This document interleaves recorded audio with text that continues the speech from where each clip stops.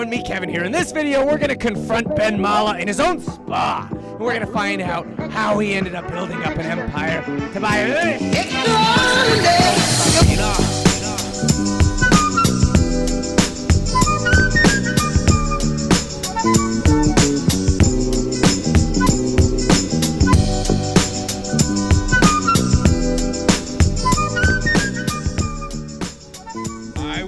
In the United States Army.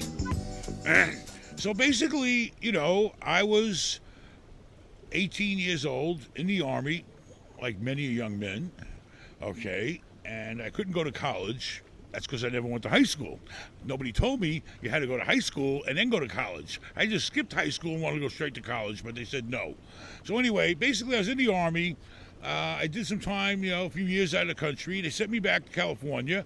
I'm in the Army. You don't get paid much in the Army. And I wasn't a very high rank. I'm 19, 20. I'm 21 years old. I'm back. They sent me to California. They put me to work in an area where you have to go out and find housing for yourself.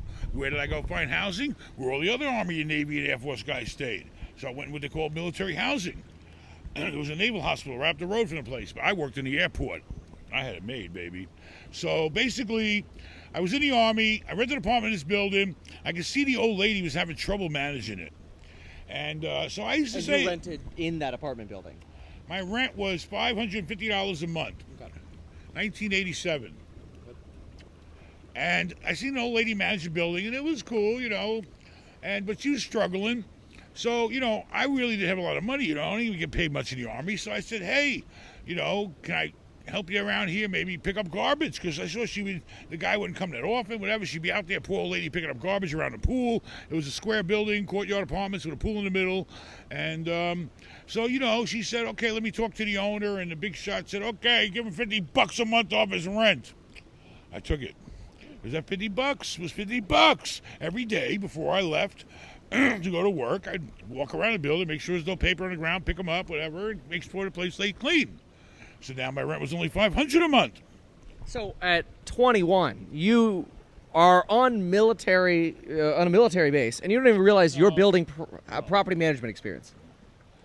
Okay, I wasn't on a military base. Okay. I worked in the Oakland airport running the MAC flights. All the flights that went out took the soldiers to all over the Far East. And my job was to make sure the planes got filled and took off without no problems. And if there was a problem, it was my job to fix the problem. That's what I did in the airport. Traffic Management Coordinator, Specialist 4, Benjamin Mallah, at duty, sir. So anyway, I lived in a building, and I got $50 a month off my rent picking up garbage. All right, then she started needing help with this and help with that, and then I got to meet the owner, and then he saw things are getting better. He's making more money. Next thing you know, I'm turning the apartments over for them, and I'm making extra money here and there, nickel and dime, and he's making more money because he's had less vacancy time. I could easily go to the Navy base and keep the place 100% full with other soldiers. It was, worked out. So anyway, she accidentally fell down a flight of stairs, and I became the manager. So I want to just jump in here. Basically, that's what happened, really, because the lady got old, and, she did whatever. She couldn't be the manager anymore. And then I said, well, I told the owner, I said, listen, the Army's going to give me $50,000, which is a lot of money to me back then, if I sign another 4-year contract. But the problem was, they wanted to send me to start learning about bombs and all this shit. And I want a desk job.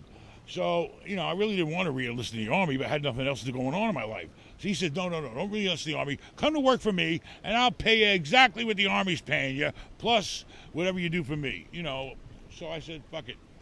And then I started, after I got out of the Army, he comes and he gives me a big, like the jail cell, a ring of keys. You ever see them in the old Westerns? And he just hands me a giant ring of fucking keys. By the way, I own all these other fucking buildings around town. No paperwork. No, not the guy ran it like a shit show. He did give me something else with the ring of keys. He gave me a 38. Okay, hold on. Before we get into the 38, what's interesting so far is you didn't even realize that you were getting property management experience at 21. What you were doing was you were working to lower your rent and lower your expenses, but at the same time, you were gaining experience helping other people make more money. You know, I think today, a lot of 18 to 22-year-olds getting started think about, how can I get rich? How can I make more money faster? Whereas you were, how can I make this building more money while also making a little bit of money? It's a different perspective. How do you feel about that compared to the mentality today? If you help somebody make money, you're going to make money too. And then you become irreplaceable to them. Then you got it right in the palm of your hand, baby. Because what did I do? I took over all those goddamn buildings. And they were dangerous. That's why he gave me the friggin' gun. And I rented the shit out of them. And I made that guy twice what he was making without me. So I became his golden goose. Except I was laying apartments. I was going to say laying something else. Cut that out. Anyway, well, you know, if they ain't got the rent, you know, hey, what do you got, lady? I'm just kidding. I was offered plenty of times. All right, so basically, I started managing all his shit, and basically, we became partners eventually. Why? Because he couldn't make that kind of money without me. He was jet setting like a big rich guy all over the world, and building big mansions and shit. And then I was in the hood, working the shit out of his apartments that he had, and he made money, so we became partners. Because one day I could say, hey, it's time for me to move on. Oh, no, don't move on. Let me pay you more. There you go, make me a partner. Okay? And he made me a lot of promises, and he didn't really keep them, and then I came back, blah, blah, blah. Point is, what I did was, Hey, if you're excited about the idea of building wealth in real estate, similar to how Ben Mallah is describing, consider this. You could learn absolutely everything that you need to know to go from zero to millionaire and beyond in real estate sales, property management, rental renovations, everything that you need to know to get started with zero experience. It's all linked in the description down below. I've got programs on building your wealth. Start with zero to millionaire. Consider bundling it with do-it-yourself property management and rental renovations. You get a combined 80 years of real estate experience from my entire family and myself in helping you build wealth in real estate from zero. All of the programs come with course member live streams as well, and there's a coupon code that you can use that's expiring soon, linked down below. And the cool thing is, if you submit a deal into escrow, or that is you get a deal under contract, and you want me to review your deal, I can do that on our course member live streams. Thanks so much, and check out those programs linked down below so you too can build wealth with real estate. And the time to do so is coming up, because I think prices are going to soften a little bit. That's the perfect time to get in. But you got to start by learning, so that way you could start doing. management was my key. Because if you can manage property, you can own property. The only thing you're missing is the money. Find the money. So I just managed shit for him. That wasn't stupid. If I started buying little cheap crack houses, you know, in Oakland and fixing them up. I did what everybody else didn't want to do, basically. And I fixed them up. I buy something for $27,000. It could be a big old house, and it could be like 4 bedrooms. Another thing is, a lot of these big old houses, if they only 3 bedrooms, and they got a full dining room or a parlor back in those days, you don't need it. Why? Because Section 8 paid by the bedroom. And nobody sits in those rooms anyway back then, you know? So basically, I turned 2 bedrooms into 3 bedrooms, 3 bedrooms into 4 bedrooms. You get extra $300 a month per bedroom. Section 8 paid the rent. The money was guaranteed. And I kept buying shit, fixing it up. I'd buy it, I'd fix it up, and then I'd refinance it. And then after I owned it a year, I got even a better interest rate and refinanced it, pulled cash out, because now I had seasoning. I took a property they call seasoning. When you hold a property for at least a year and it's stabilized, then it's seasoned. The banks will loan you more money and they'll give you a better interest rate. Why? Because the property's less risk. Anything else you want to know? Yeah, in the commercial world, that seasoning is important. I want to know, though, a lot of folks might be listening to this and about your story with that property manager. They say, well, Ben, you lucked out. You got that manager. How would you have envisioned, finding your way without I did not that? push her down the stairs. It's total lie. Anybody who told you that is a liar. Never proven. And so what advice would you give somebody who's like, how can I find my old lady to, help down the stairs? Well, it's real easy, okay? Especially if you have a little extra time, even just on the weekends, if you're a student. Listen, I have leasing agents that started with me as a leasing agent in an apartment complex. Some of them are college students that come in on a weekend and they show apartments, whatever.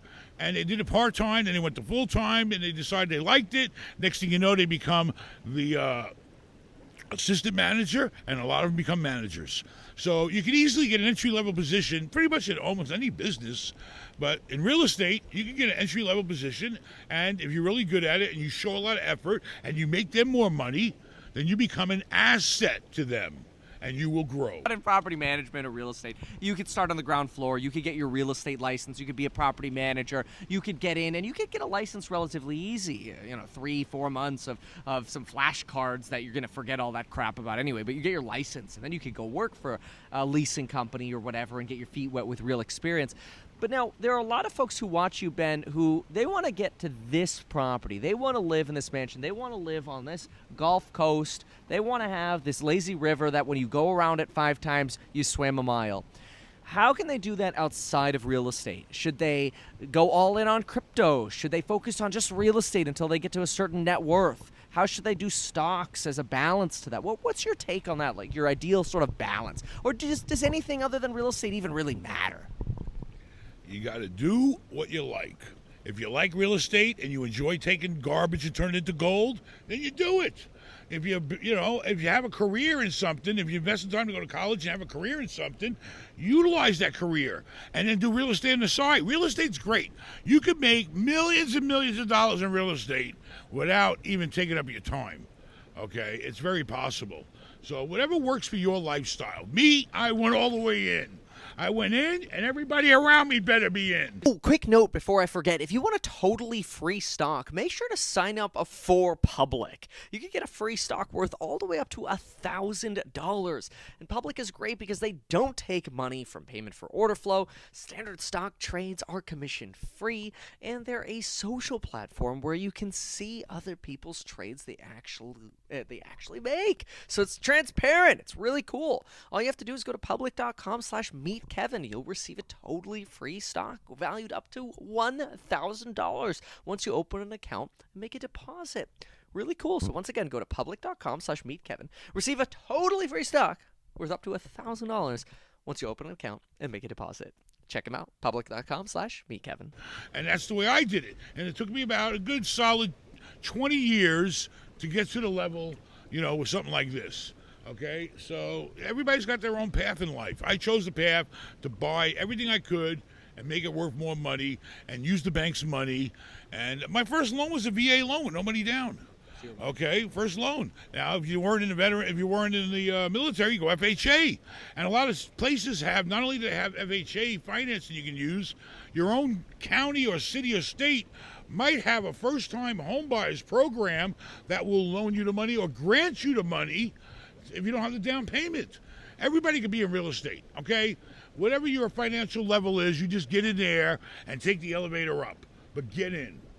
I want your comment on this. I feel that frequently when it comes to stocks or crypto, let's say crypto, you might have a likelihood of success of going from to become a millionaire, to go from 50,000-aire to millionaire. The likelihood of success in crypto, maybe 15-20%. The lottery, folks. Stocks over time, hey, maybe 30-40%. Correct me if I'm wrong, but I feel like in real estate, you start with that $50K, you buy a house, you fix it up, you keep moving on, you buy another one, you add. It's almost that 80-90% of people can become millionaires over time with real estate, with relative ease as a side hustle. Now, don't quote me on the statistics, but my point of that is saying I think it's 4 times as likely to make it for sure with real estate compared to crypto, or twice as likely to make it for sure with real estate than stocks, especially since you can get that leverage early on in a non-risky way, like no margin calls, right? What's your take on that? I mean, real estate offers you an opportunity to get your hands dirty and create it yourself. Every property I buy is its own little company or business. That's how I look at it. Okay, whether it's a 250-unit apartment building or a 250-room hotel, it's its own business. And you're going to work it and make it as productive as you can and make as much money as you can. I mean, typically, everybody makes money in real estate, even homeowners. People purposely buy their house down over 30 years and say, okay, well, at least I'll have my house in 30 years that I won't have a mortgage on. It'll be worth $500,000. I mean, real estate, God ain't making no more of it, you know that? Well, they are in the metaverse, the crypto world. The crypto world. You see, that's all today's world. It ain't been around a long time. It's a generation, 3 generations ahead of me, and it's still, new. But hey, if it works for you, work it. Anything that works for you in life. I don't care if you're renting bicycles at the park, which I tried to do once and it didn't work out, but it might work for you. One of the things that I see a lot of in your comment sections or in your Q&A or even on my channel is folks come to both of us to some degree and say, hey, how can I take 50 grand or 100 grand and quit my job and retire?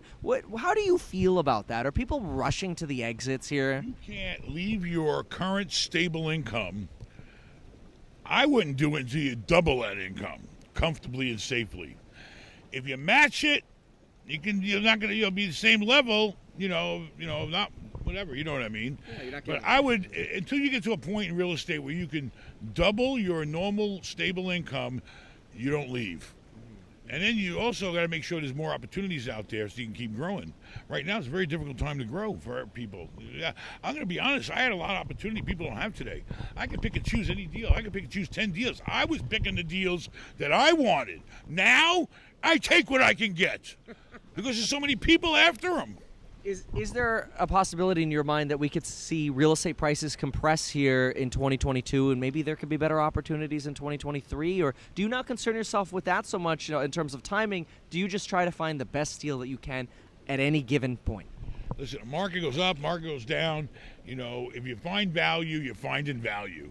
I can't wait. I can't sit back right now if I got a 1031 because the property I took profit from and say, I'm going to wait. I can't wait. I got a time clock, So I'm in a position where I have to constantly, every single day, I'm looking for the deals. I do reverse 1031s and buy the deals in anticipation of the future sale that I'm going to have.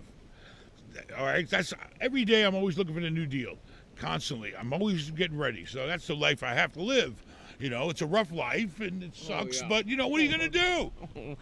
Everybody can't be me, Kevin, So how do you, here's actually I think a good one because I've got an answer. I'm not going to change mine. I'll tell you after you say yours.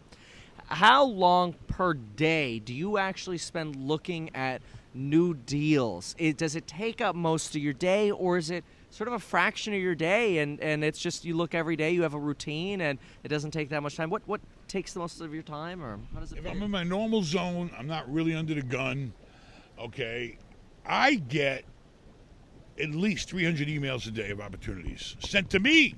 Why? Because I went to them and said, hey, I'm looking and this is what I'm looking for. I register with the brokers. I go to all the websites they got.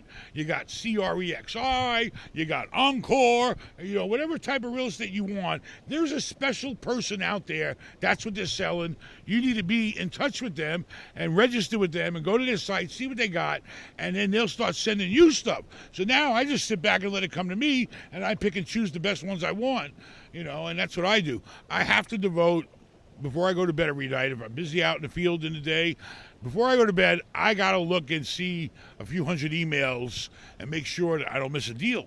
I went to go buy a daycare center down the block. It was perfect. It was a 6.5 cap in my neighborhood with a great tenant with a long lease, and the building was in good shape in a good neighborhood. I made the offer one day after the listing came out, and somebody already snatched it up. Now, if I would have been in there and made the offer the day it came out, I probably could have got it. So it sounds like you might spend 30 minutes to an hour at the end of the day looking at deals. Maybe if you didn't want to miss something, it'd be twice a day. It's a good deal, and you got to take time and go look into the deal. See, I'll skim through all the ones, no. That part. But the ones that say maybe, you got to put some time into them. Okay. And then if they really start looking good, you got to put more time into them. Okay, so it depends. One day I could have no good deals sent to me. One day I may have 10 or 20. Who knows? Okay, so it really depends on the kind of deals that are coming to you. So you're always looking, but it's not like a full-time job. Like you could work a full-time job and still do real estate, right? Absolutely. For the average person who's maybe got a job, maybe they're a cop, maybe they're not even happy with their job, they're a computer scientist, whatever, they got their 2 years work experience, maybe they're even self-employed, they've been working as an agent for a couple of years, or they do sales, whatever they do.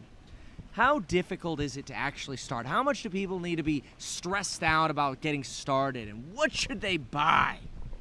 Well, the first step everybody should have, in my opinion, is if they're paying rent, stop. Okay?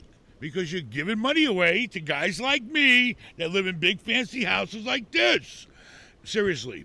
If you're paying rent, you're stable, and you're going to be in the same place for a while, at least 2 years. You don't have to say, I'm not going to be here that long. If you're there for a couple of years, you should definitely try to get qualified and buy a property. Now, you're going to buy a house for your first time? Why? You could buy 2, 3, or up to 4 units. 1 to 4 is residential. 5 or more is commercial. You could buy a fourplex just like the average guy buys a house. It's the same loan. And even better, the income from the property helps you qualify to buy it.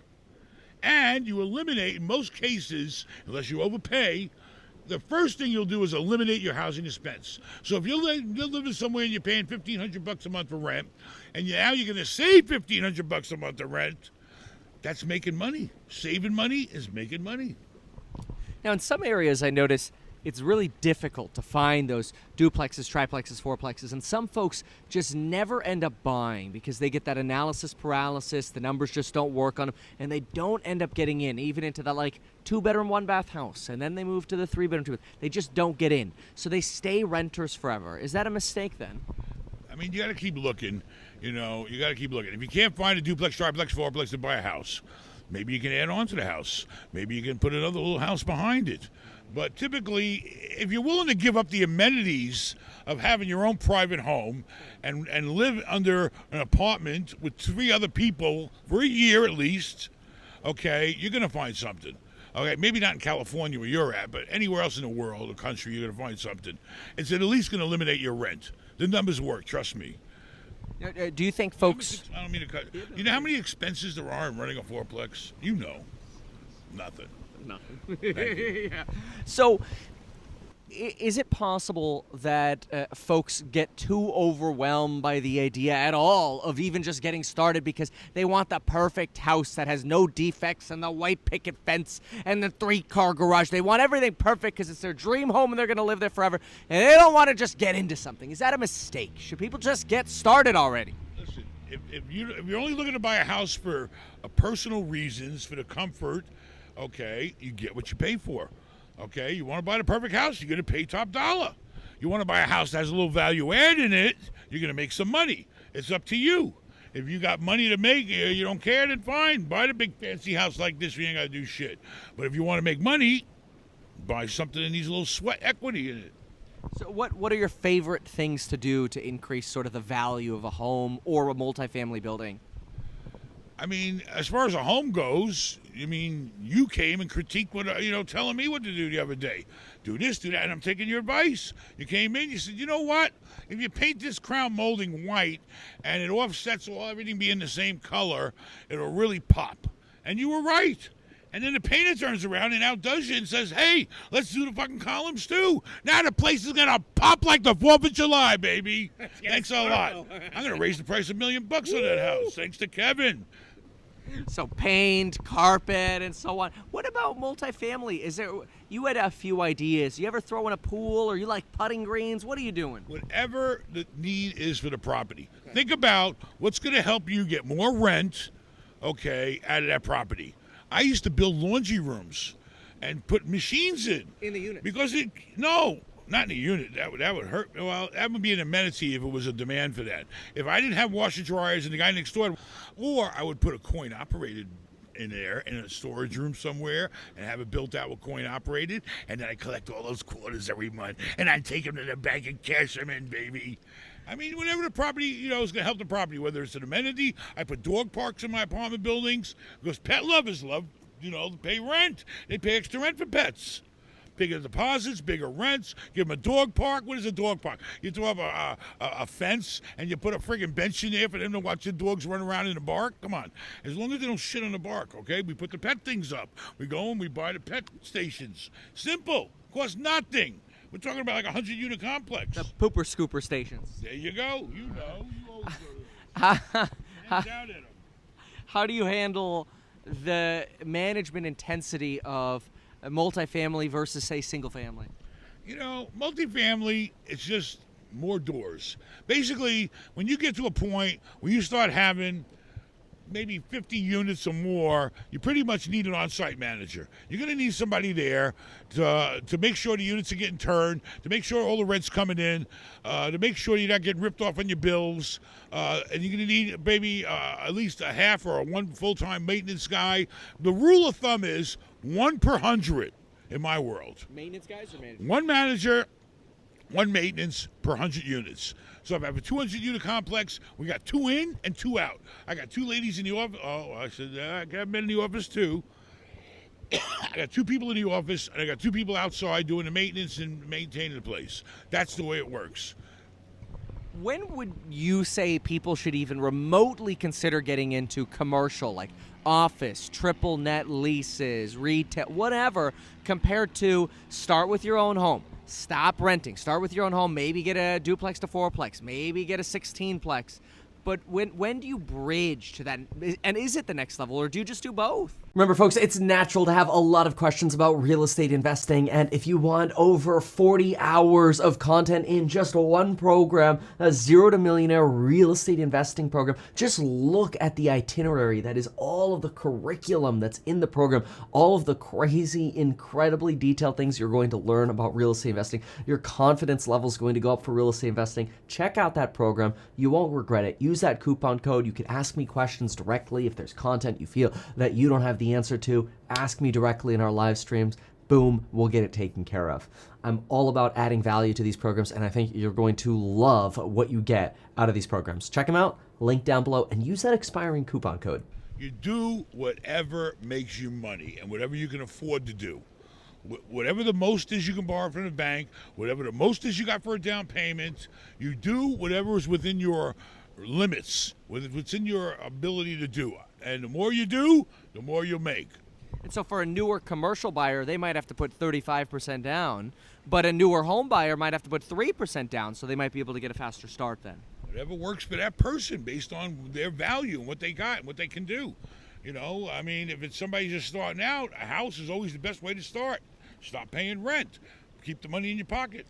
Now, one thing I noticed is you've got multiple planes, yet you only invest around here in Florida, despite the fact that you get all these planes. Tell me about people who come and say, why don't we invest out of the area? Let's go invest somewhere else. Listen, if you're going out of the area and it's the type of property that requires a lot of management, even with the on-site manager, you got to have management above them. It's just harder to do when things are spread out. I used to be in Texas. I was in California, and Florida. So I used to have 3 states at one time. But to me, I've done it for a while. I want to shrink down just to Florida. This way, if I got a problem, I can jump on my plane and I can be in Miami in 30 minutes. Now we're going to do rapid fire questions, okay? Do you always raise the rent on your tenants when it's lease renewal time? Yes, if the market demands so. Is there ever an opportunity to mix tenant relationships with friendship? No. Would you always do month-to-month or annual leases, or does it depend? Depends on the unit. Depends on the type of property. And so single-family versus multifamily, any rule of thumb there? Single family, if that tenant moves out, you got no money coming in. With multifamily, you can have 4 units. If one guy leaves, it ain't going to hurt you. It might cost you a few bucks that month, but it ain't going to hurt you. So maybe lease on single, and maybe that month-to-month is more okay on multi, is what you're saying? You mean leases? Month-to-month, it depends on what's the demand. Everything is about supply and demand. If you're in an area where people typically want a 1-year lease, you give them a 1-year lease. If you're in a transit area, you might want to rent month-to-month. So market dependent. Market dependent. Best way to get in touch with good agents who can actually find you deals? Or should you just do it yourself and try to cut the agents out? Find an agent that's selling what you want. Always try to find somebody who specializes in exactly what you're looking for. If you're looking for a fixer-upper, go online, look at some fixer-uppers, and see. A lot of times you'll see one agent, he has a lot of listings, okay, and he's in the business, and he's always moving stuff. Find an agent that specializes in the type of real estate you're looking for. I go to triple net real estate agents for triple nets. I go to multifamily agents. Every company has a division even. You go to Marcus and Millichap, and they got the multifamily division, they got the commercial division, they got the triple net division, they got the hotel division, they got storage facility division. It's funny you mentioned that. I was just talking about looking for an office and talking to this one agent on the phone about his office. Another agent in the office hears I'm looking for an office and says, I got one for him. That's the way it is. I think folks get so anxious to say, well, I'm going to get my own license and save the 2% commission. Is that penny wise, pound foolish? Listen, if you get your license, you want to make money, it will help you if you do your own deal. But if you get your license, you got a license to make money on everybody's deal that you're in part of. So you're going to use that license to make commissions on a lot of deals going on. That's the reason having a license. Would you recommend people become an agent, a lender, appraiser, anything in the real estate field you'd say people should stay away from maybe as a career? I mean, they're all good careers. But if you want to make the big bucks, you got to buy shit. You got to own shit. Okay? The appraiser works for a paycheck. All right? And it's a service. I hire appraisers. Just like I hire lawyers. Just like a doctor. Doctors, lawyers, appraisers, bankers, you know what they are to me? They're service people, not servants. You try to make them into one, but they're service people. They supply a service. If you want to supply a service and be in real estate, then you got to have an edge on people. It's like contractors call me all the time. Oh, I want to buy something, and, I just built this for this guy, and I just built that for that guy. Well, if you're a contractor, you're one step ahead of most of us, right? If you are, all right, a guy like me, I need a place fixed up. I'm going to hire a contractor, all right? The contractor's going to make profit on me. If a guy's already a contractor and he's going to do his own deals, he don't need a contractor. He's got his crew. He doesn't worry about profit or overhead. He knows how to cut corners. He knows how to buy materials. He knows the business. He can save money. So, if you're a contractor, you should definitely own real estate. People need to worry about starting to have an LLC before they have their first rental, or should they just talk to a good insurance agent and then focus on getting a good deal? I mean, the reason for having an LLC is to protect you from a liability standpoint. If you get a lot of good insurance and you have a good liability policy and it protects you, that's fine. But when you start getting when you're small, you don't really matter that much. But on a large scale, it's really to protect your other assets. If you go out and you buy a duplex and you make it an LLC, and God forbid somebody falls down the damn stairs or whatever, you got insurance for that. But God forbid it's beyond the insurance limits and they can prove that you did something wrong or you didn't fix that step, and they come after you for punitive damages or really kind of come after you and cause you even just more legal fees. Basically it exceeds the insurance limits, they can come after your other assets. By having an LLC, you're protected where they can't go outside the assets of the LLC, which is just a duplex. Very well. Last question. A lot of stocks over the last 5 months, including crypto, have fallen 80 to 90%. How often do you see people who get into real estate investing lose 80 to 90% of their money? It's all based on, the risk of the investment that they were in. Apple has not lost that kind of money. A lot of stocks are sitting at 30 to 40 big companies right now. But if you get more risk, it means you have a bigger risk of losing money. And when the shit hits the fan, more shit hits that fan than you would say muni bonds. Right now, I've got millions and millions of dollars in muni bonds. They took about a 10% hit. But luckily, when I bought them, from the time I bought them, they increased 10% in value. So basically, I just lost all the extra profit that I had for the past several years. But, it all depends on the instrument. If it's crypto, you can lose tomorrow. You're in that game. You want to be in that risky game. You got big rewards come with big risks.